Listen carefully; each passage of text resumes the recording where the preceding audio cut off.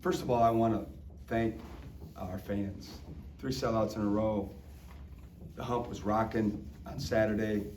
We had a chance to show, the college basketball world what a Saturday in Starkville looks and sounds like, and we appreciate them. Hopefully, we're on the road this week, and we'll see some folks in maroon and white up in Oxford and Tuscaloosa on Saturday. And it's always nice when you look up and see some fans, when you're on the road, and with both those games being within driving distance, we're hopeful that we'll get some good contingents of Bulldogs there.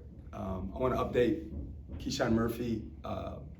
He's still unavailable, but he's working his way back to being on the team. So hopefully before the season concludes, he'll be on the floor again. I also want to update Andrew Taylor. As you know, Andrew hasn't been with us since December. He's no longer with the team, and he won't be back this season. All right, we'll start with questions. We'll go to Steph here to coach's left. Chris, obviously a much different Ole Miss team than the one you guys faced last season, much improved. What have you thought of the way they performed this season to kind of turn their success around with Chris Beard? Yeah, Coach Beard and his staff have walked in there and did what most of us coaches knew, he would do once he got hired to that position. He's won everywhere he's been. He's as good a coach as there is in the country, and he's building his culture and hasn't taken him very long. I mean, their start has been impressive.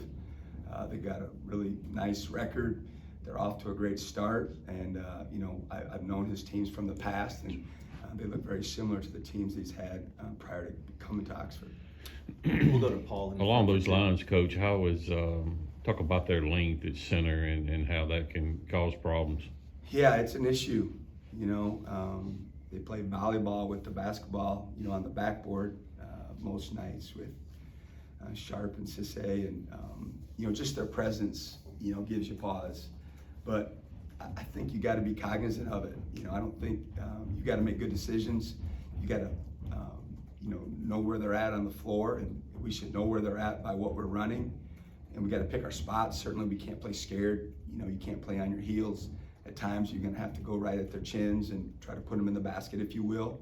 But at the same time, they're a huge factor for their defense. They start their offense with all the alterations and the blocks. I think they're second or third in the country as a team, and I think them two individually are top 3 or 4 individually in block percentage. So it's quite the weapon for them defensively, and it's something that you have to game plan for. I know you probably hadn't seen him yet since the game, but noticed Trey was holding his wrist. Any update on him and how that situation is? Yeah, he sprained his thumb, is the official word that I got this morning after getting the images. So he is day-to-day right now. I have no idea if he'll practice today or play tomorrow. I'll be with the team here shortly and know more then. Go ahead, Benjamin, and then we'll stay to the right with Danny P.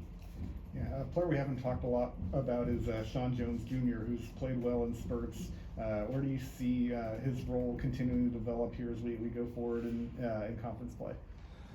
Well, with the roster situation that it's in, we need him to play more minutes, and we need him to be very productive. We're going to have to probably, look at sliding him around a little bit more with the knowledge he has of the system, with his length, etc. His ability to guard different positions. He's capable of doing that. My thing with Sean has been since he's arrived is just consistency.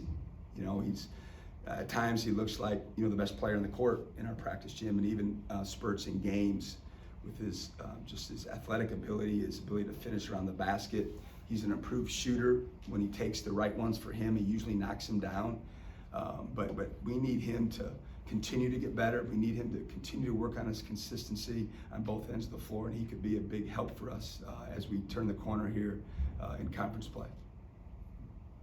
As you talk about Josh being more mature beyond his years, has he been pretty consistent in everything, home, road, every situation? Has he been handling that kind of like that? Yeah, I don't think I can describe it well enough of what a professional approach Josh has to his craft. It's meaningful for him. It's important to him. I don't ever worry about him not being in the gym for extra shots. I never worry about him not having the right mental approach to practice or film each and every day. He's reliable. You can count on him. He's accountable.